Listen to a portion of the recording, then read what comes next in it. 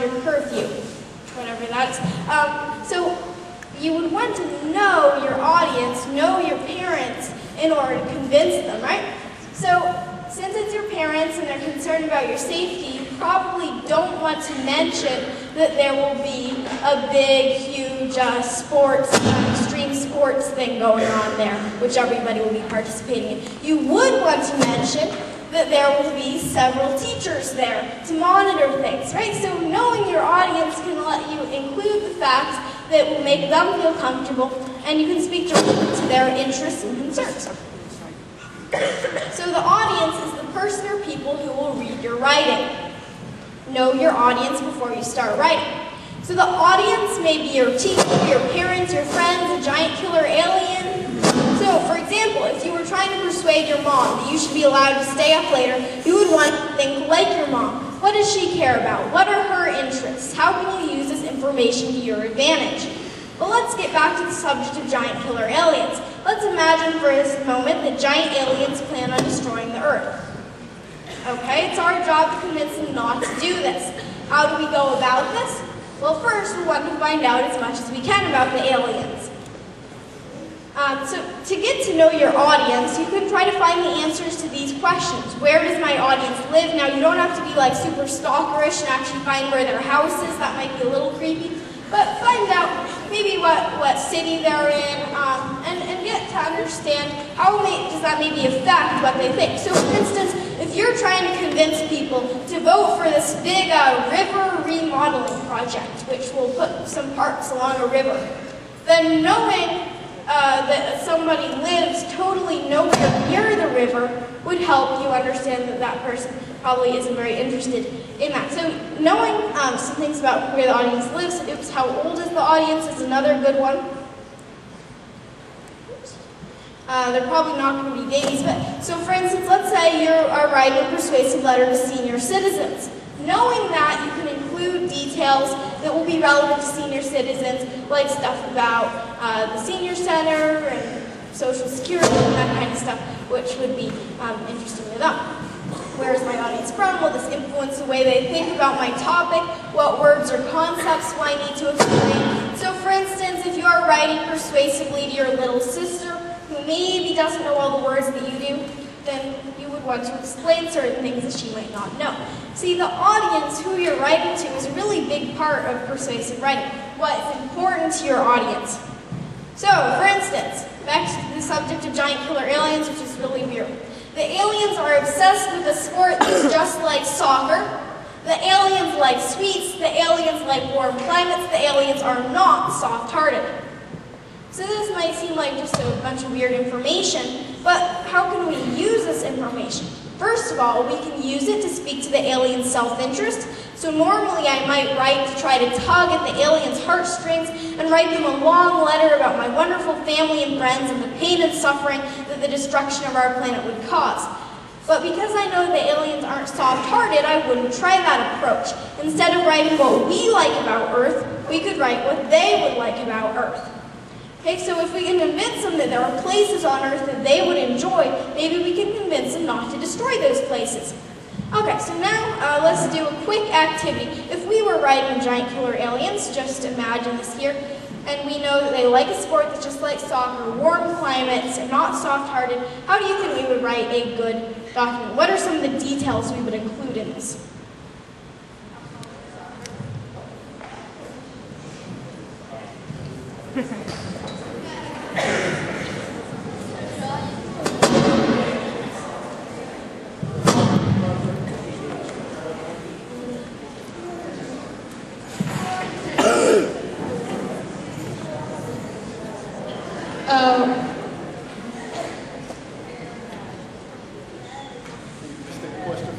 Sure. So let's say we're writing to these aliens, and we know that these aliens like warm climates, are not soft-hearted, like sweets, and this sport is just like soccer. Knowing those details, how could we put evidence in our persuasive letter to tell them not to destroy Earth? How could we use what we know about the audience to include details that would make them understand that they would enjoy Earth? We could say that it has a really warm climate and there's mountains of sweets. Mountains of sweets? Well, maybe you could talk about specific places that have a warm climate and talk about how it would be really easy for them to go there. Yeah, so that's a good thought. And then we have lots of sweets. Bring up Halloween and say that all you have to do is go door to door, since you look like you're dressed up anyway. So we could insert these details that would make them think, oh, well, we'll maybe really like her. Okay, anything else we could include? We could tell them not to destroy like South America because soccer there. There's like Mexicans. Yeah, well, it wouldn't be just South America. I mean, we play soccer here too, don't we? And also other places have soccer, but yeah, you have a good point. We said soccer is really all across Earth. It's a big sport, and you can play it super easily. Yeah, okay, so now that we know about the killer aliens, we can write a persuasive letter that will actually convince them. So, dear Honorable Giant Killer Aliens, I'm writing on behalf of the citizens of Earth in the hopes that you will reconsider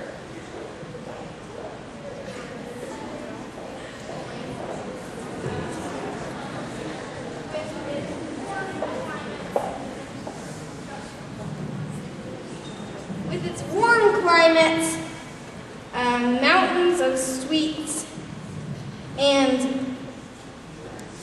let's see, countless soccer leagues.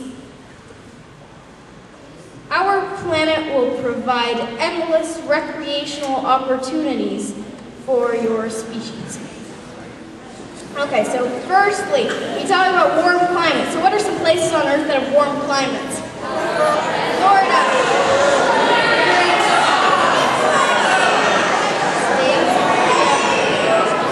Places with warm climates, such as Florida, California, Hawaii, and Hawaii. If you go, okay, Hawaii, Georgia, Alabama, Texas, oh please, not all the stuff. Okay, that's good. Texas, and most in the southern states. If you go south, you can find many warm countries as well that stay warm year-round. Okay, our next thing was Mountain of Sweets. We have many candy factories around the world, and famous chocolatiers. That's not a word, actually. Never mind. We have many candy factories around the world that would be happy to provide, to provide you with sweets.